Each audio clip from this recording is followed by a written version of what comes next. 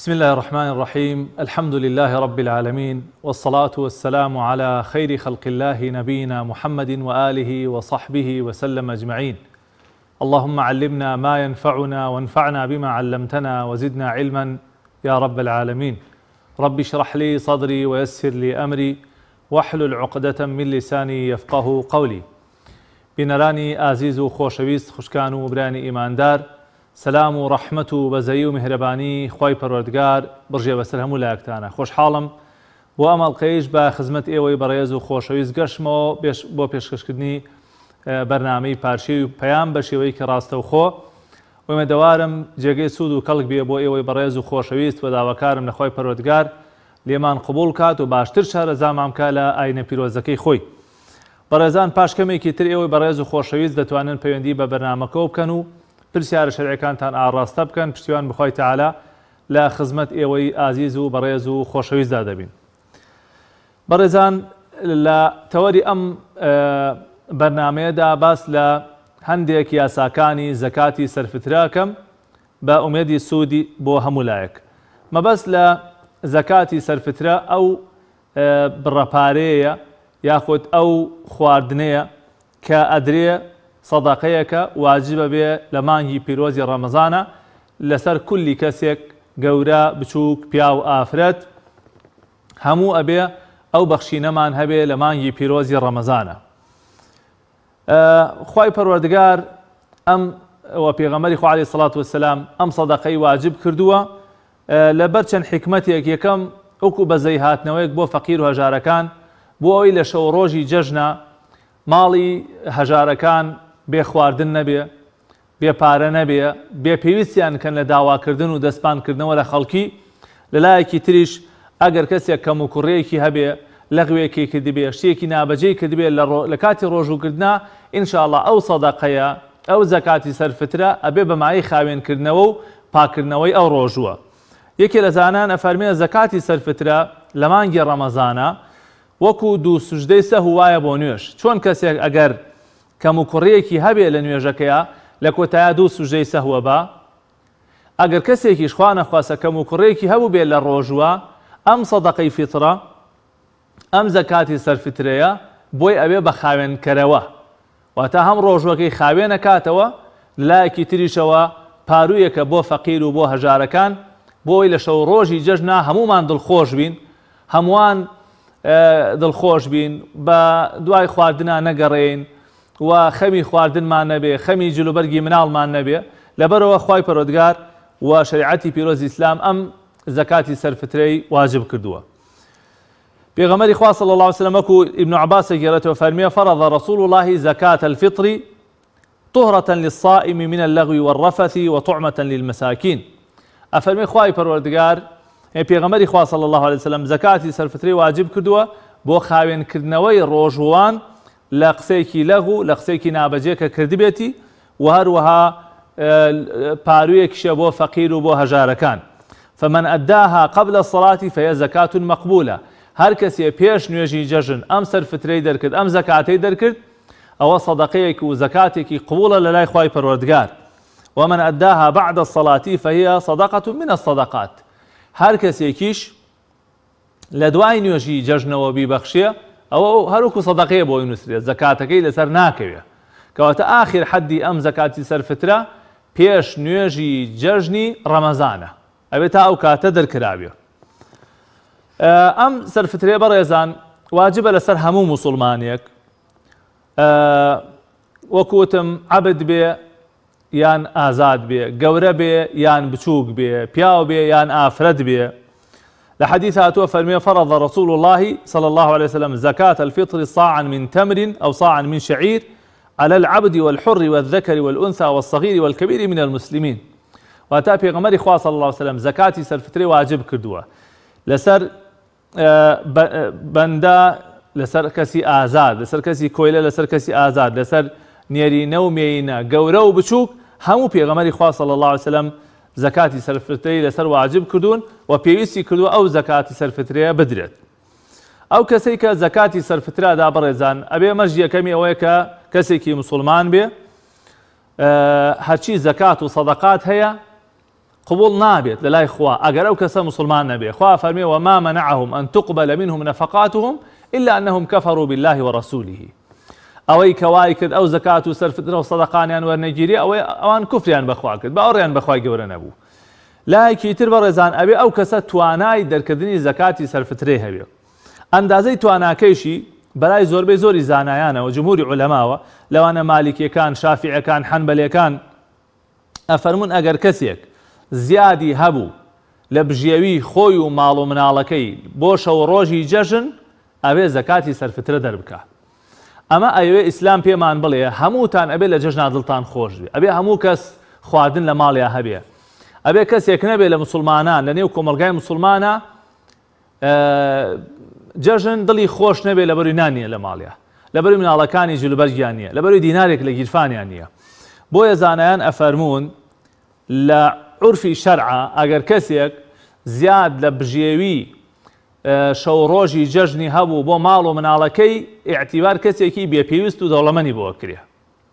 دەوڵەمەند بۆ معنە نا کە خاوەن سەرەت و سامان بێ، یعنی ئەگەر تۆ زیاترت هەبوو لەوەی کە شەو ڕۆژێک بۆ بژێوی خۆت و ماڵ و مناڵت هەبێ معناوە بە ئیعتیبار کەسێکی هەبووی بۆیە بێ ئەم زەکاتی سەرفترە دەربکەی.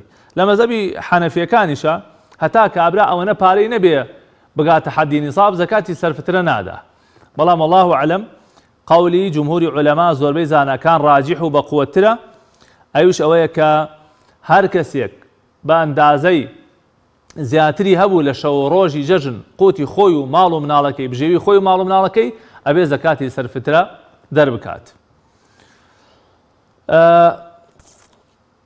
هەر پیاوێک کە زەکاتی سەرفترە دەرەکات پێویستە زەکاتی سەرفترەی خۆی دەربکە و هەروەها سەرفترەی ماڵ و منداڵەکەی دەربکە، خێزانەکەی دەربکە، هەر کەسێک کە بژێوی لەسەر ئەمە. پێغەمبەری خوا صلی الله عليه وسلم لە فەرمودەیە فەرمانی کردووە وەکو ئیبن عومەر بمانە گێڕێتەوە ئەفەرمێ ئەمەڕ رسول الله صلی الله عليه وسلم بصدقة الفطر عن الصغير والكبير والحر والعبد ممن تمونون. واتا پێغەمبەری خوا صلی الله عليه وسلم زەکاتی فەرمانی کردووە کە زەکاتی سەرفترە دەربکرێ لە جیاتی بچووک، لە جیاتی کەسی گەورە، لە جیاتی بەندە کۆیلە، لە جیاتی کەسی ئازاد کە ئەو کاتە کۆیلە هەبووە، ممن تەمونون و ئەوانەیش کە ئێوە ڕۆزیان دەدەن یان ئەوانەی کە بژێویان لای ئێوەیە. بۆیە زانایان ئەفەرمون واجبە کەسێک پیاوێک سەرفترەی خێزانەکەی خۆی بدات، سەرفترەی ئەو مناڵانەی بدات کە هێشتا منداڵن و نەگەیشتونە هەتە حەدی بلوغ و بۆ خۆیان بڕۆن بە دوای کار و کاسبی و ژیانی خۆیان نابگەڕێن. جا زانایان ئەفەرمون هەر لەم بابەیە ئەفەرمون ئەگەر پیاوێک مارەی ئافرەتێکی بڕی بێ هێشتا نەیگواست بێتەوە، ئەم ئافرەتە لە ماڵ باوکی بێ هێشتا نەیگواستوەتەوە، واجب نییە لەسەر شانی نەفەقەی ئەو ئافرەتە بکێشێ، دواتریش واجب نییە سەرفترەی بۆ بدات مادام هێشتا نەیگواستوەتەوە ناتوەتە ژێر عیسمەتی ئەمەوە لە چۆنەڵی لە ماڵ باوکی خۆیەتی، ئەو کاتە زەکاتی سەرفترەی لەسەر ئەم کەسە نییە، لەسەر ئەم کوڕە نییە کە مارەی کردووە. و هەروە ئەگەر ئافرەتێک بێگوێی پیاوەکەی کردبێ ماڵی بەجێ هێشت بێ خلاف بەهۆی دووبەرەکیەوە ماڵەکەی جێهێشت بێ تۆرا بێ واجب نییە زانایان ئەفەرمون لەسەر پیاوەکەی کە زەکاتی سەرفترەی بۆ بدا، بەڵکو واجبە لەسەر شانی خۆی زەکاتی سەرفترەی خۆی بدات. و هەروەها واجب نییە لەسەر ئەو ئافرەتانەی کە حەملیان هەیە زەکاتی سەرفترەی حەملەکەیان بدەن، واجب نییە، بەڵکو ئەگەر خۆیان ویستیان بۆی دەربکەن و زەکاتی سەرفتەکەی بۆ بدەن ئەوە اعتیادیە و کارێکی ئاسایی و ئینشاءڵڵا پاداشیانەکە. بەڵام وەکو واجبێک واجب نییە ئەو ئافرەتانی کە حەملیان هەیە زەکاتی سەرفترەی حەملەکەیان بدەن. ئەو خواردنانەی کە زەکاتی سەرفترەی لێ ئەدێ بەڕێزان هەندێکی دەقی لەسەر هاتووە لە حەدیثە و هەندێکیشی زانایان ئەفەرمون هەر شتێک کە قوت بێ بژێوی بێ خەڵک لەسەری بتوانێ بژی ئیدارە بکە ئەوە بۆ زەکاتی سەرفترە ئەشیە. طبعا لە ناسەکەیە جۆ هاتووە و خورما هاتووە و مێوژ هاتووە، چونکە ئەم خواردنانە خواردنی ئەو کاتە بوون و مسلمانان خواردویانە، گەنم جۆ خورما مێوش ئەمانە ئەو کاتە خەڵک خواردویانە. بەڵام ئێستا والله ئەعلەم زۆربەی شوێنەکان زۆربەی ماڵەکان ئێستا برنج بەکارهێنێ و کەم ماڵ هەیە ڕۆژانە برنجی تێدا بەکار نێنرێ و برنجی تێدا لێ نەنرێ. لەبەرەوە زانانە فەرمونون دروستە ئەو کەسە برنجیش بدا ئەگەر چی لە فەرمودەکە باسی برنج نەکراوە و لەو سەردەمەیە برنج نەبووە. بەڵام ئێستا وەکو قوتێکی لاتە وەکو بژێوەیەکی لاتە ئەو خەڵکە هەمووی برنج لێ ئەنێ و هەروەها سوود لە برنج ئەبینێت. ئەو ئەندازەیشی کە پێویستە بۆ هەر نەفەرێک بدرێ لە زەکاتی سەرفترەیە بریتێ لە ساعێک لە هەر سنفێ لەو سنفانە، واتە ئەو کەسە گەنمەدا جۆدا برنجەدا پێویستە ساعێک بدات. هەروەکو لە فەرمودەکەی هاتووە كنا نخرج زكاة الفطر إذ كان فينا رسول الله صلى الله عليه وسلم صاعا من طعام أو صاعا من شعير أو صاعا من تمر أو صاعا من زبيب أو صاعا من أقط. أفرمي ئێمە لە سەردەمی پێغەمبەری خوا صلی الله علیه و سلم کە ئەو لە ناوماندا بوو زەکاتی سەرفترەمانەدا ساعێک خواردنمانەدا یا ساعێک جۆمانەدا یا ساعێک خورمامانەدا یان ساعێک زەبیبمانەدا مێوش یان کەشک، ئەمانە هەمووی لە سەرفتریا دراوە. مەبەست لە ساع بەڕێزان ئەکاتە تقریباً 2 کیلۆ و 157 غرام، 2 کیلۆ نزیک ڕبعە. بەڵام ئەگەر کەسێک احتیاط بکە 2 کیلۆنی و بدا باشتر، خۆ ئەگەر سێش بدا زۆر باشتر.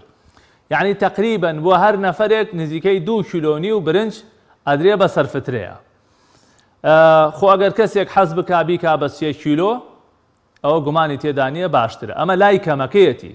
کەسێک پرسیارە کاڵێ مامۆستا مەسەڵەن سەرفترەدان راوە بە 3000 ئاسایە من 5000 بدەم، ئاسایە 10 بدەیت، ئاسایە 15 بدەیت. ئەمەی کە دیاری کراوە 3000 ئەوترەوە لا حەدی کەمەکەیەتی، زۆرەکەی چەنێ ئەبەخشی ئینشاءڵڵا خوای پەروەردگار زیاتر و زۆرتر پاداشی لەسەر ئەداتەوە.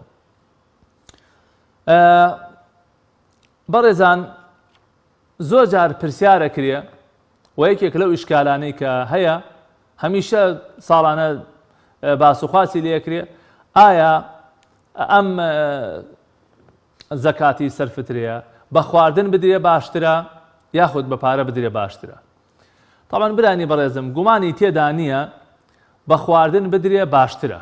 بۆچی باشترە؟ لەبەرەوەی ئەو دەقەی کە باسی زەکاتی سەرفترەکە باسی خواردن ئەکات و خواردن لە نێو زانانە هیچ خلافێکی تێدا نییە. بەڵام پارەکەی خلافی هەیە، ئایا ئەشیە پارە لە جیاتی بدەی یاخود نەیدەی. مەبەستمەوەی لە پارەکەیە خلاف هەیە بەڵام لە خواردنەکەیە خلاف نییە. بۆی ئینسان ئەگەر خۆی دەربازکە لەو خلافە پێم وابێ چاکترە. طبعاً بە شێوەیەکی گشتی ئەو کەفارەتانە ئەو بابەتانی کە باسی خواردن کراوە لە قورئانە باش وایە خواردنەکان بدرێ، بەڵام پارێش دروستە. جارێکی تر ڕۆنتر بیڵێم زەکاتی سەرفترە بە خواردن بدرێ باشترە، پارەیش دروستە. ناکرێ بەڕێزان ئێمە لەسەر مینبەرەوە یان لەسەر تەلەڤیزۆنەکانەوە بڵێن کاکە پارە دروست نییە. مادام زانایان ڕەئیان لەسەر هەیە، مادام فتوای لەسەر دراوە، مادام زانایان قسەیان لەسەر کردووە، ئێمە ئەتوانین ئیستیشهاد بە قسەی ئەو زانایانە هەروەکو مەذهەبی ئەبوو حەنیفە و هەندێکی تر لە زانایان ڕێگەیان داوە پێیان وایە کە بە پارێش دروستە بدرێ. لەبەرەوە باش نییە مسلمانان خلاف و کێشە. کێمان لەگەڵایە با بفەرمێ پەیوەندیمان. کاک شاهان لە پردێ؟ بەڵێ. سەلام عەلەیکوم مامۆستا. عەلەیکوم سەلام وەڕەحمەتوڵڵی وبەرەکاتوه. مامۆستا زەحمەت نەی پرسیارێک نییە. من مڵکێکم هەیە مانجین 1,200,000 کرێم لۆ دێ. بەڵێ. بەس من خوشکێکم هەیە 3 هەتیوی هەیە. مانجی 100,000 بەوان بڕیتەوە ئایا زەکات دەکەوی بدەم یان نا؟ ئەو بەسەر چاو ئینشاءڵڵا لە خزمەتا وەڵام تەدەمەوە. باشە برانی بەڕێزم دەنگی ئێوە لە ئەم هیتفۆنەوە نایەتە گوێم لە مکەبەرەی گەورەوە دێت ئاگادار بن. من گوێم لێتە باش ئینشاءڵڵا وەڵام تەدەمەوە برازیزەکەم. باشە مامۆستاجان ئەو کاتەوە هەموو کاتێکی خی گەورە تووشی خێرت کابرای بەڕێزم. باوکی ئەیاد لە کەلارەوە فەرموو باوکی ئەیاد. السلام عليكم مامۆستا گیان. عليكم السلام ورحمة الله وبركاته. خی گەورە لێ ڕازیە مامۆستا گیان. یاخوا خوا لە تۆش ڕازی بێ. مامۆستا گیان هاتم پەیوەندی وەرەکەەوە نیە بەڵام پرسیارەکەی من ئەوەیە بەیانیانە لە نوێژی بەیانی ئەمێنێن و ئێمە لە مزگەوتە زۆربەی من دەستنوێژەکە تازە ئەکەینەوە. هەندێک لە ئەو جەماعەتەی مەحاینێ تۆزێ دەنگت بەرزەوە کە باوکی ئەیاد. مامۆستا گیان لە مزگەوتە ئەمێنێنەوە دوای نوێژی بەیانی. دوای نوێژی بەیانی ئەمێنێنەوە لە مزگەوتە. ئەڕۆین دەستنوێژ تازە ئەکەینەوە. هەنێک جەماعەت خۆمان هەیە پێکەوە ئەڵێن نوێژ دروست نییە بیکەین لە سنەتی تەحیەت المەسجد بڵێن تەحیەت المەسجد نە سنەتی دەستنوێژ. ئایا ئەمەم بۆ ڕوونکەرەوە مامۆستا گیان زۆر مەمنونەوە. دوای نوێژی بەیانی بەسەر دوای نوێژی بەیانی ئەمێنێن و ئێمە تا خۆراکوێت ئینشاءڵڵا. ئینشاءڵڵا لە خزمەتا بم. خی گەورە ڕازیە مامۆستا گیان مەمنون و خوا سەربەرزت کە یا ڕەبی. کاک شەهاب لە سلێمانی و فەرموو کاک شەهابیان. السلام عليكم مامۆستای بەڕێز. عليكم السلام ورحمة الله وبركاته. خوا سەلامەت بی مامۆستای گیان وەڵا پرسیارێکم لە جەنابە بوو. گیان عەزیز نەبێ من لەگەڵ برایەکما ئیژەکەم لە مەعرەز ئیژەکەی لە کڕین و فرۆشتنی سیارە. من پارەی براکەمم لایە یعنی دوو دەفتەری براکەم لایە من ئیش بە پارەی براکەمەوە ئەکەم. لەم جۆرە حاڵەتەیە من ئەبێز زەکاتی لێ بم لەو پارەیەکەی ئەو لەلای منەیان چۆنی ڕوونکردنەوەیەکم بێتێ لەسەرەوە. بەسەر چاو ئینشاءڵڵا لە خزمەتتام. لا قوربانە مامۆستا گیان خوا سەلامەتێکە. خی گەورە ئاگای لێت بێ یا ڕەبی. خوشکە حەلیمە لە کەرکووکەوە فەرموو حەلیمە خان. مامۆستا من سوالێکم لێت هەیە. بەڵێ. کوڕێکم هەیە نەخۆشە. بەڵێ. 4 مناڵی هەیە خۆی و ژنەکەی شێتی. بەڵێ. ئایا سەرفترە ئەبێ بۆ ئەو بیدێ یعنی براکانی بیدەن پێی؟ بەسەر چاو ئینشاءڵڵا وەڵام تەدەمەوە. باشە مامۆستا گیان بە قوربانم. خی گەورە ئاگای لێت بێ دایکیان. دایکی عەبدوڵڵا لە هەولێرەوە برانی بەڕێزم دەنگی ئێوە چێتە پەخش بۆ ئەمە جاری دووەم ئاگادارتانەکەمەوە لە هیتفۆنەوە من گوێم لێ نییە. السلام عليكم. عليكم السلام ورحمة الله. مامۆستا پرسیارێکم هەیە. لە خزمەتم. من هێتیمم هەیە پیاوەکەم پێشمەرگە بۆ وەفاتی کردیە معاش پیاوەکەم 500,000 ئایا بە خێردەچی خێری لۆ پێ بکە؟ بەسەر چاو ئینشاءڵڵا وەڵام تەدەمەوە. باشە زۆر. باوکی موبین لە سلێمانی فەرموو باوکی موبین. مامۆستا گیان سڵاوی خوا لێبێ. عليكم السلام ورحمة الله.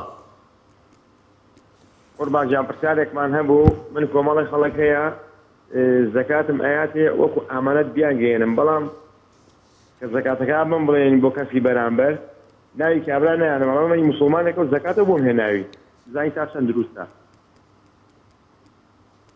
بەسەر چاو ئینشاءڵڵا وەڵام تەدەمەوە. باشە مامۆستا گیان خوا پاداشت باتەوە. خوا لێت ڕازی بێ یا ڕەبی. باوکی محەممەد فەرموو باوکی محەممەد. فەرموو برا گەورەکەم. السلام عليكم مامۆستا گیان. عليكم السلام ورحمة الله وبركاته. قوربانم زەحمەت نەبێ وەڵام من دوو پرسیارم هەیە. فەرموو گیانەکەم. قوربانم ساحێب فەرمووی. وەڵی مامۆستا پرسیاری یەکەمیان من باوکم سەرسرم بۆ ئەدات دروستە؟ بەسەر چاو ئینشاءڵڵا وەڵام تەدەمەوە. قوربانم پرسیاری دووەمیشیان تقریبا من باید 2 ملیۆنێ زۆر بڕات 3 ملیۆنێ ئەشیا هەیە ئەیفرۆشم زەکاتی لێکەوێت. بەسەر چاو ئینشاءڵڵا وەڵام تەدەمەوە. دەی دەست چاوە خۆشی عەزەتم مای. خی گەورە ئاگای لێت بێ یا ڕەبی. خوشکە دیێرین فەرموو. عليكم مامۆستا. عليك السلام ورحمة الله وبركاته. مامۆستا گیان پرسیارێکم هەیە زەحمەت. بەڵێ خوشکی بەڕێزم. مامۆستا گیان لە ئاڵتون لە 21 مسقال چەندێک زەکاتەکەی ئەکەوێت؟ لە چەند مسقال؟ لە 21 مسقال. 21؟ بەڵێ. بەسەر چاو ئینشاڵڵا وەڵامتە دەمەوە. پرسیارێکی تریشم هەیە لە پارەیەک دانراو بێ، بەڵام یعنی ئەو دانراویە بۆ ضروريات بێ. باشە ئینشاڵڵا ئەگەر پارەکە چەندێکە زۆرە؟ وەڵایی نزیکی 7 وەرەقەیە، بەس ئەوە چەندێک زەکاتەکەیەتی. بەسەر چاو ئینشاڵڵا وەڵامتە دەمەوە. دەستە خۆش بێت، زۆر زۆر سپاس. خوا لێت ڕازی بێ خوشکی. دایکی مؤمن پەیوەندی کۆتاییمان فەرموو دایکی مؤمن. مامۆستا گیان سۆری باسی. خوا لێت ڕازی بێ خوشکی بەڕێزم. ڕێزی مامۆستا گیان پرسیارێکمان هەبوو.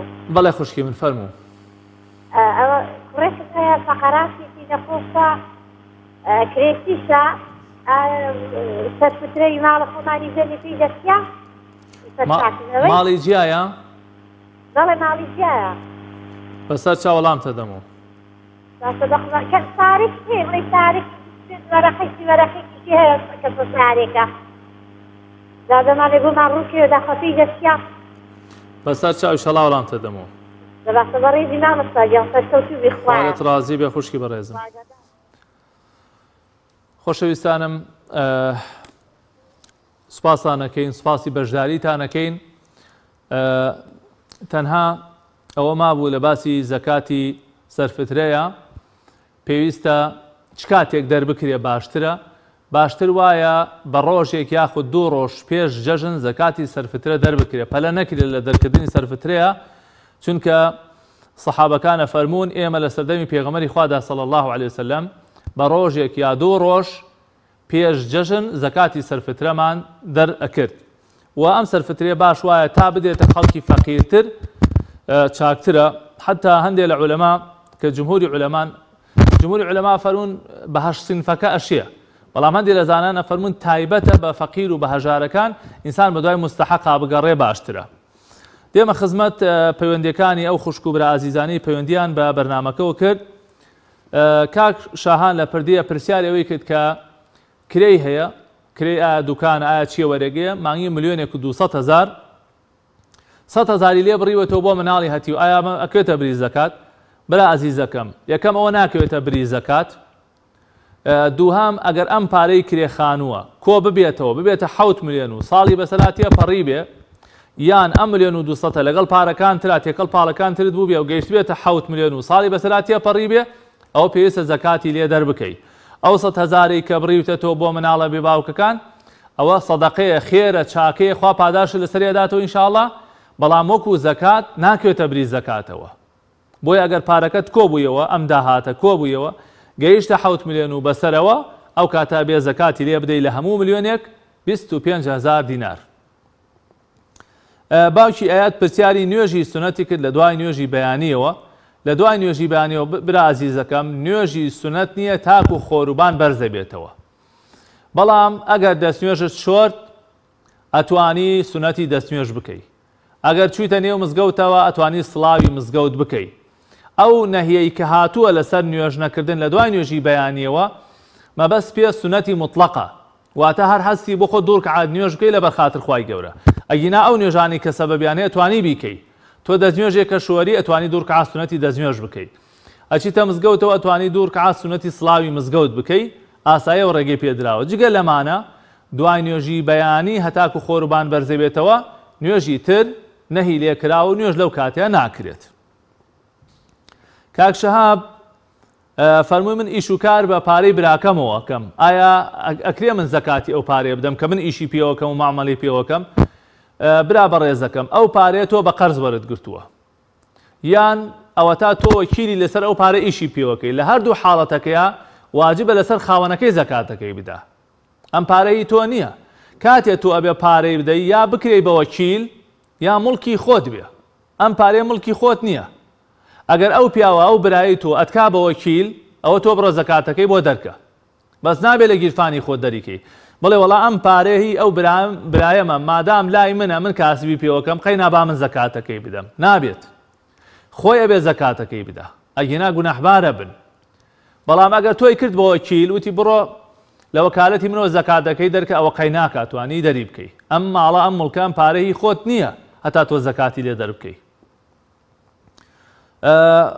خوشکە حەلیمە پرسیاری کرد کە کوڕەکەی نەخۆشە و حاڵی باش نییە ئایا براکانی توانی سەرفترەی بدەنیە بەڵێ خوشکە بەڕێزەکەم ئەگەر ئەو کەسە لەگەڵ نەخۆشیەکەیان نەبوون بێ هەژار بێ ماڵی جیا بێ براکانی ئەتوانن سەرفترەکەی خۆی بدەنیە دایکی عەبدوڵڵا پرسیاری کرد کە مناڵی هەتیوی هەیە ئایا ئەتوانێ لە مەعاشی پیاوەکەی خێر بۆ پیاوەکەی بکە خوشکە بەڕێزەکەم ئەتوانی خێری بۆ بکەی بەڵام نابێ بە جۆرێ بێ زەرەر و زیان بە ئەو مناڵانە بگات پەروەردەکردنی ئەو مناڵە و مەسرەفکردن و ئەرکێشانی ئەو مناڵانە لە پێش هەموو شتێکەوەیە و ئەو پارەی ئەو پیاوە کە سەرفەکرێ بۆ ئەو مناڵانە بە دڵنیایە و ئەجر و پاداشت بۆ ئەو پیاوە ئەنووسرێ بەڵام جار و باریش ئەگەر خێری لێ بکەی ئینشاءڵڵا نابێتە مانع و دڵنیا مناڵەکانیش پیان خۆشە بەڵام ئەوەندە زۆر نەبێ کە کاریگەری لەسەر ژیان و بژێوی ئەو مناڵانە دروست بکات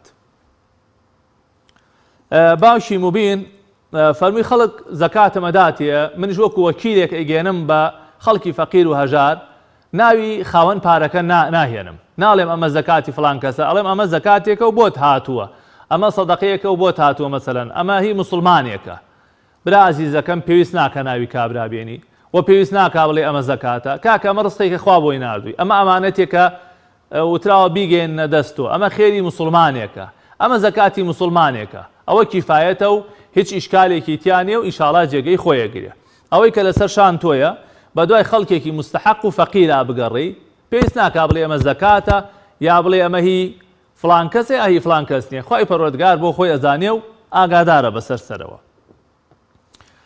باوکی محەممەد پرسیاری ئەوەی کرد کە دروستە باوکم سەرفترەم بۆ بدە مادام تۆ بالغ بی گەورە بوو بێتی یا خێزانت هێنابێ یا ماڵت جیابێ باوکت ناتوانێت زەکاتی سەرفترەی تۆ بدا ئللا مەگەر تۆ ئیزنی بدەی ئللا ئەگەر تۆ مۆڵەتی بدەی بڵێ باوە زەکاتی سەرفترەکەم بۆ بدە یا باوکت پرست پێ بکە بڵێ کوڕم من بە تەمام سەرفترەکەی تۆ بدەم تۆ ڕازیت ئەگەر تۆ ڕازی بووی لەسەری ئەو کاتە باوکت زەکاتی سەرفترەکەت بۆ ئەدات و پرسیارێکی تریشی ئەو بکە 2 ملیۆنی هەیە بای 2 ملیۆن ئەشیاوشتی هەیە ئایا زەکاتی تایە نەخێر برا بەڕێزەکەم ئەگەر تەنها ئەو 2 ملیۆنەتە بێ ئەوە سێش بێ زەکاتی تێدا نییە ئەبێ شتومەکەکەت کاڵاکەت گەشتی بێتە بای بڕی 7 ملیۆن دینار ئەو کاتە زەکاتی تێدایە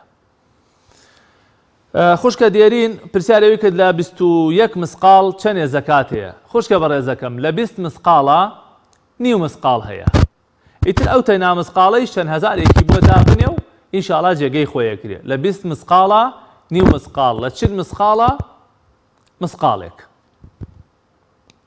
و پرسیاری پارەی دانراویشی کرد کە 7 وەرەقەیە زەکاتی چۆنە دیارە ئەڵێ بۆ پێویستی داماناوە خوشکە بەڕێزەکەم بۆ پێویستی داینەی یا هەر بۆ خۆشی داینی لە ماڵە گرنگ ئەوەیە تۆ 7 وەرەقەت هەیە ساڵێکی بەسەرا تێپەڕیوە ئیشت پێ نییە و نیسابەکەی وەکو خۆی ماوەتەوە پێویستە کا زەکاتی لێ دەربکەیت لە 40 وەرەقە ئەبێ وەرەقەیەکی بێ بە زەکاتە ئەو 7 وەرەقەیە گەڵایەک و 75 دۆلاری ئەبێ بدەیت بە فەقیر و هەژار ئینشاڵڵا خوا بۆتە پارێزیە و بەرەکەتی تێخاو بۆت زیادەکە پەیوەندی کۆتاییشمان دایکی مؤمن فەرمی کوڕەکەم نەخۆشە فەقەراتی هەیە احتیمالە باسی کرد هەندێک پارەیشی هەیە بەڵام ئایا براکان ئەتوانن سەرفترەی بدەنێ طبعا ئەگەر فەقیر بێ ئەگەر ژیانی نەگوزەرێ ئەگەر ناڕەحەت بێ ئەو کاتە براکانی ئەتوانن زەکاتی سەرفترەکەی بدەنێ بەڵام ئەگەر ئەوەنەی هەیە کە ژیانی بگوزەرێ و ئیش و کارەکانی پێ جێبەجێ بکە و پێداویستەکانی پێ ڕاپەڕێنێ ئەوە بە خۆی احتیاجی ئەو زەکاتی سەرفترە نەکات چونکەوە نانی فەقیر و هەژارەکانە خۆشەویستانم ئەمە بە کورتی وەڵامی ئەو خوشک و برا ئازیزانە بوو کە پەیوەندیان بە بەرنامەکەەوە کرد و پرسیارەکانیان ئاڕاستە کردین لێرەدا خۆشەویستانم چۆنەڵی ڕۆڵی من کۆتایی پێدێت بەم ئەڵقەیە لە ئەڵقەی ئایندەوە مامۆستایەکی تر لە خزمەتتانە ئابێ ومێدەوارم ئەم 2 هەفتەیە کە من لە خزمەتتان نابووم سوپاس بۆ خۆی پەروەردگار زۆر دڵم ئاسوودەیە کە ئەگەر توانی بێتم خزمەتێ بە ئێوەی بەڕێز و خۆشەویست بکەم هەرچەندێک کاتەکەی بۆ ئێمە بەعزێ ناڕەحەتی تایە بۆ ئەو برا ئازیزانش کە ئەم بەرنامەکەن بەعزێ ناڕەحەتی تایە بەڵام باوەڕتان هەبێ بۆ خزمەتکردنی ئیسلام و بۆ خزمەتکردنی ئێوەی بەڕێز و خۆشەویست هیچ کات ماندوو نابین تەمەنامە کرد ئەم بەرنامە هەموو کاتێ هەمیشە بەردەوام بواە هەمیشە ئێمە لە خزمەت ئێوە بین وەڵامی پرسیارەکانی ئێوەی بەڕێز و ئازیز و خۆشەویست بدەینەوە. داوام وایە لە خوای پەروەردگار ئەگەر هەڵەیەک کەم و کوڕێکمان هەبوو بێ لە قسەیەکمانە لە فتوایەکمانە لێمان خۆش بێ و پرسیارەکان وەڵامی پرسیارەکان جێگەی خۆی گرتی بێ و ئێوەی بەڕێز و خۆشەویستیش لی بەهرەمەند و سوودمەند بوو بێتن. داوای گردن ئازایشمان هەیە لە هەر خوشک و برایە کە نەمانتوانی بێ وەڵامی پەیوەندیەکەی وەربگرین یان پەیوەندیەکەی وەربگرین یان پرسیارەکەمان وەکو پێویست بۆی وەڵام نەدابێتەوە یا باش لێمان تێنەگەیشت بێ داوای لێبوردنمان هەیە و خوای پەروەردگار لە هەموو لایەکمان ببرێ. لە کۆتا لە خوای پەروەردگارە پاڕێم و بەناوە جوانەکانی خۆی بە ئیسمی عەظەمی خۆی لە خێر و بەرەکەتی شەوانی قەدر هیچ لایەکمان بێ بەش نەکا. خوای پەروەردگار ڕۆژوو و تاعەت و عیبادەت و بەنداتی هەموو لایەکمان قبوڵ بکە. خوای پەروەردگار بمان گێڕێ بە یەکێک لەو کەسانەی کە لەم مانگەدا لە ئاگری دۆزەخ ڕزگاریانە بێ. لە خوای گەورە و میهرەبانە پاڕێمەوە بەناوە جوانەکانی بە سیفەتە بەرزەکانی شیفای نەخۆشمان بنێرێ شیفای نەخۆشی مسلمانان بنێرێ. هەر کەسێ هەر ناڕەحەتیەکی هەیە هەر ناخۆشیەکی هەیە لە هەر شوێنێکی ئەم دنیا پێویستی بە دوعای خێری ئێمە هەیە یا ڕەبی خوا دەروی خێری لێ بکەیتەوە یا ڕەبی خوا کاریان بۆ ئاسان کەی ئەو ماڵانەی کێشەی خێزانیان هەیە گرفتیان هەیە یا ڕەبی خوا بۆیان چارەسەرکەی ئەوانەی منداڵیان نییە منداڵی ساڵحیان پێ بەخشی ئەوانەی کە ماندوون ئەو برا خۆشەویستانە بەم بەرنامەوە باشترین پاداشیان بیتەوە ئەو کەناڵانەی کە خزمەت بە دینەکەن خزمەت بە ئاینی ئێمەکەن یا ڕەبی خوا هەمیشە گەشاوە بێ دەرەوشاوە بێ هەمیشە لە برەودا بێ بەڵکو خزمەتی باشتر بە پەیامە جوانەکەی ئاینی پیرۆزی ئیسلام بکات. بەم ئەندازەیە خۆشەویستانم کۆتایی بە قسەکانم ئەهێنم ماڵتان ئاوا بێ هەمیشە لە خۆشیا بن خوای پەروەردگار تاعەت و عیبادەت هەموو لایەکتان قبوڵ بکات. آمين وصلى الله وسلم على نبينا محمد وآله وصحبه وسلم أجمعين والسلام عليكم ورحمة الله وبركاته.